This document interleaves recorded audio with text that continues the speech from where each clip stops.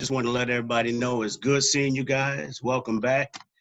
Um, Hopefully all your families are remaining safe and healthy throughout this entire process. With us, we're grinding and chopping away, We just taking advantage and making the most of all the opportunities that we have with this new technology. I will say this, I got one thing I do have to admit, and hopefully you guys will enjoy this when I say this. I have never checked so many work emails ever in my life, but I have. But we're taking advantage of all the installs that we're getting in and, interacting with the guys. The guys have been focused. They've been right on point, and, it's just been exciting just to get this thing started. So with that saying, fellas, ladies, hey, let's hit the ground running. Let's roll. All right, we'll start with Herbie. Go ahead, Herbie. Hey, Coach, how are you, man? Good. How you doing? I'm well, thanks. I'm sure this was going to come up, but I just wanted to go ahead and ask it up front. The NFL is tweaking the Rooney Rule, and I'm curious on your reaction to how the league is addressing minority hires. How much do you agree with the process that they're putting in place now, and then just your overall reaction to it? Well, my overall reaction is going to remain the same. I am blessed and fortunate to be placed in this opportunity and been given the situation, okay? One thing, as a coach, you always want to be judged based upon your own merit. So at the end of the day, the best coach is going to be hired. So that's what I do. I coach football, but when it's all said and done with, I can't control all the controllables. The only thing that I can control is where we're at right now and what we're doing. And that's making sure that we are mentally prepared for whenever we have that opportunity to get back on the field together. Let's go to Sam McDowell. Go ahead, Sam. Hey, Coach. Hope you're doing well. I'm wondering about Clyde, and first of all, how you see the backfield situation shaking out. I know it's early, but just wondering what you guys sort of envision as far as how you're going to split the workload back there. And also when you don't have the rookie mini camps, I mean, what is the legitimate difficulty in a rookie like that who maybe you're going to feature prominently, not knowing maybe some things that you'd be hands-on with them normally at this time of year? Well, one thing is Veach and his entire staff did a great job of evaluating the kid. Collectively, as a coaching staff, we felt we did a great job of evaluating the talent. But on top of that, and I think this is more important than anything, we know the person.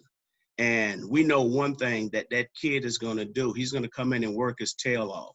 Now, he's just going to be a piece of the puzzle. You got Damian Williams, who did a hell of a job for us last year. He's also going to have an opportunity to play with one of his former teammates. And then we have Darwin. And then we got the young kid out of that played with the Oakland Raiders and DeAndre Washington. So we have a unique situation where he can come in and have an opportunity to learn from a collective group. But also, we want to make sure we're utilizing him the right way and making sure that he's mentally prepared to go when it's time to go. Okay, let's go to Sarin Petro. Go ahead, Sarin. Coach, I know you talked about the caliber of person on Clyde Edwards-Helaire. One of the biggest things transition-wise for a college back is to block. To figure out the blocking schemes, who he's supposed to block, how to do it. Seemed like it was kind of mixed messages from a lot of people. Some people said he really was a good blocker. Other people said that was his big weakness. What do you think of his blocking skills as he comes into the league? Well, we've had this discussion with him, and you know what? Sometimes you see college kids put some good stuff on tape. Sometimes you see them put some poor stuff on tape. The thing that we do know is that he does have the willingness to block, and he understands that's a huge asset that's going to help him moving forward to getting him on the field and contributing to what we do on our side of the ball. But one thing I will say, he does have the attitude, mindset to get it done. So I'm not concerned with that. Coach Dielen's going to do a great job of making sure that he's physically prepared to get that done. Okay, let's go to Adam Teicher. Go ahead, Adam. Hey, Eric, how you doing? Good. How you doing, Adam? Good, thanks. Appreciate it. Was wondering, you talked about the depth you guys have at running back for sure, but is there something that Clyde brings to that room that maybe you guys didn't have last season? I think the kid is just a special kid. You've seen some of the things that he's done on tape as far as running the ball, having the ability to get outside in the open field. and make some plays as a receiver. You can create matchups with him. He's one of those ideal kids that fit in what we do. So having him a part of the puzzle, I mean, think about it. He gets to go out there and play with a Pat Mahomes, a Travis Kelce. He gets an opportunity to learn from a Damian Williams.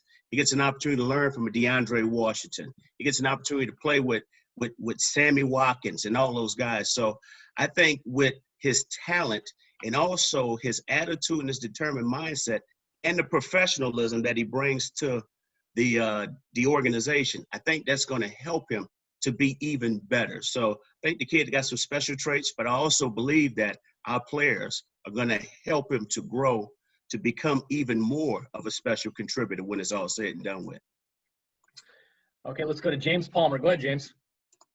Eric, I hope you're well. I know you comment a little bit with Herbie about the best coach gets the gig, but I kind of want to follow up where opportunity still plays a part as well. So what's your thought on kind of the fellowship being expanded? That's kind of how Byron Leftwich got his name in by working with Bruce and then working the way up and doing with coordinators. So just getting the opportunity at a lower level seems to be expanded. Kind of want your comment on that. Well, I think there are plenty of candidates that are more than qualified. I think one thing that popped up was, some coaches now, assistant coaches, are going to have an opportunity to interview. I think that's huge. I think that's huge across the board, regardless of skin color. It doesn't make a difference, Now you get an opportunity to interview the best football coach for that particular position. I think one thing is that with all this discussion being brought to the table, just opened up different doors for many different people. And like I said, when it's all said and done with, my job is to make sure I'm focused on what we're doing. But yes, I am happy that was passed so those guys can have an opportunity. But understanding that, hell, I got a job to do. We'll focus on what we need to get better at this particular time and what's going to make us the best team when we have an opportunity to hit the ground running. Let's go to Nate Taylor. Go ahead, Nate. Hey, Eric. Thanks for doing this. Can I say this real quick? Do you guys feel like the Brady Bunch? I'm sitting here trying to find you guys. I'm right. I'm right here. I hope you're doing well. I hope you can find me. Eric, I know this may sound silly to some degree, but looking back at last year, how many times have you realized or been told from players, fans that you guys, one, never run another quarterback sneak once Patrick got hurt and you guys were still able to win the Super Bowl? And what about the idea of not, using a quarterback sneak in short yardage situations? You guys were able to still be really successful in the postseason using a variety of players. Can you just speak to the idea of maybe never having to run another quarterback sneak in the future, and just the idea of how the offense has advanced so much that you guys can still be at an advantage despite using one of the more conventional short yardage plays? One thing, we have a very, very creative coaching staff. And I've always said this. I'm blessed and fortunate to have an opportunity to work with Coach Reed. And one thing that we have, our motto is to remain flexible in anything and everything that we do. So we're going to try and create the best situation for us regardless of what's taking place or what has happened. And so we just want to make sure that we're utilizing all of our personnel and giving us the best opportunity to go out there and be successful. Yeah, obviously, when you think of the quarterback sneak, obviously everybody remembers what took place in Denver. But one thing I do remember is having an opportunity to run a few short yardage plays in the Super Bowl where my man Pat dropped that shoulder. And I don't know if he necessarily laid the wood, but he laid some wood or took some wood, and he found a way to get it done. But he's a competitive kid. He's going to do whatever he can. And the beauty of our guys is that, hey, they know, regardless of situation, whoever's called upon, all right, to perform in whatever moment we're putting them in, their job is to be accountable and find a way to get the job done. All right, guys, we're getting short on time, so we probably have time for a few more. Let's go BJ, Pete, and then Matt Derrick. Go ahead, Pete. Or I'm sorry, go ahead, BJ. I still muted? Okay. Oh, you're good. There you go. All right. Coach, I know that everybody's asking you about your time and your role as offensive coordinator with the Chiefs. I want to ask about your role as running back in the University of Colorado and the national championship team being the 30-year anniversary. How much, I know that, every time there's an anniversary like this, it has to give you some special memories, but what have you got going on? Is there anything planned for that? And how fondly do you still think back on those memories, obviously coming off a Super Bowl and reaching the highest level of this level of football? I tell you what, it's kind of ironic that question has come up because this past weekend or last Friday, a bunch of us from our national championship team had a Zoom call. So it was one of those calls that, first of all, was a great time. Just reconnecting with a number of guys, also catching up with them. But some of the stories that were told were unreal. And some of the stories you don't want ever to get out there. But it was a great time. Guys had a great time just rehashing all the different things that took place throughout the course of that year. But it's always a special moment when you can rehash and think about the past because if it wasn't for the past, it wouldn't help shape the future. But I will say this, and I got to let you guys in on this part of the story. So I've been finding myself, which has been great. I walk probably about 5.5 to 6 miles at least 5 days a week. And so I'm walking through our neighborhood. I've discovered more of our neighborhood than any time in my life since I've been here in Olathe, Kansas. But I'm walking through my neighborhood, and this guy, he's cutting his grass, okay? And he stops his lawnmower. He comes running out. And I'm like, man, am I going to have to fight this man?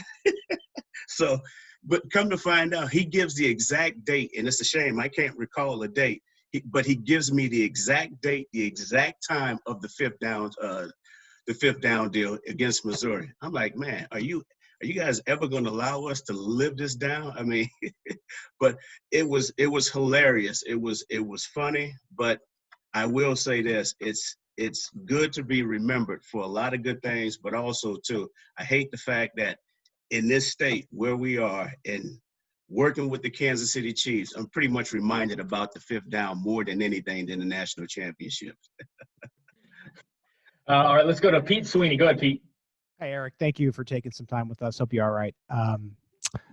Curious about Sammy Watkins. You'd mentioned him and everything that sort of emerged a week ago about maybe some mixed feelings about his usage and things like last year. I was wondering your reaction to some of that stuff that came out, and then how you have conversations with the player to sort of coach that up and deal with it. Well, one of the first things I enjoyed the article. And one thing you guys got to understand is players go through a lot of different highs and lows. There's a lot of pressure that players receive when playing this game outside of what we do.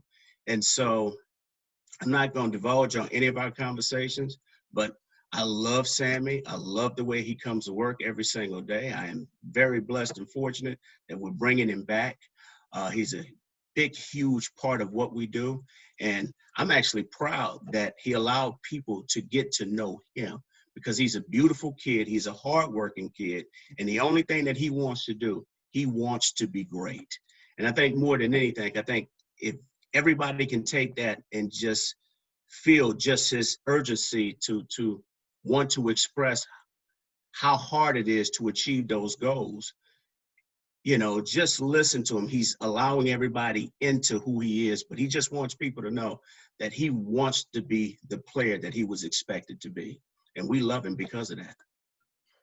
All right, Coach, we've got two more hands that are up here, that one of them that we got to get in here, but let's start with Matt, Derek, then we'll close it out with Adam. Go ahead, Matt.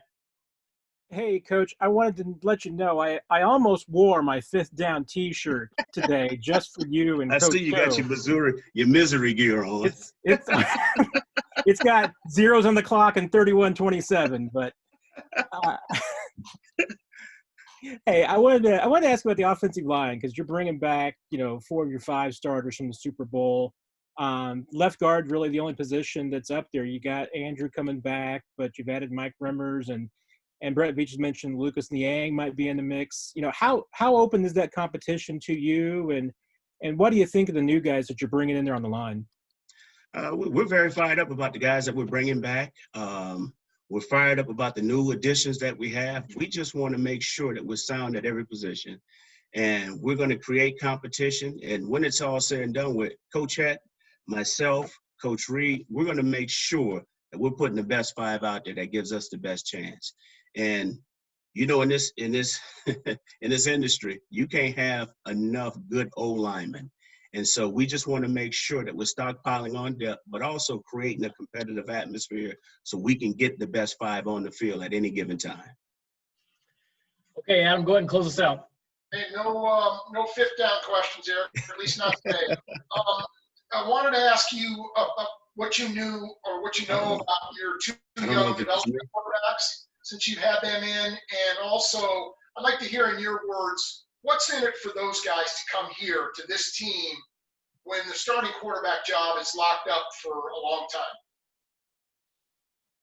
Well, one thing I will say, Jordan and Shea they've been very, very good in the meetings. They've been very, very receptive to the information that we're providing them, but also, too, they've been asking a lot of great questions. Mike Kafka has done a heck of a job, Joe Blameyer. And one thing, when we're sitting in that room, when we're sitting in those meetings, we want all our guys to be interactive. You know, one thing that they'll have an opportunity to gain from being here is, first of all, they get to learn a lot. We have a very, very unique and diverse offense. On top of that, they get to watch how Pat Mahomes works as a professional.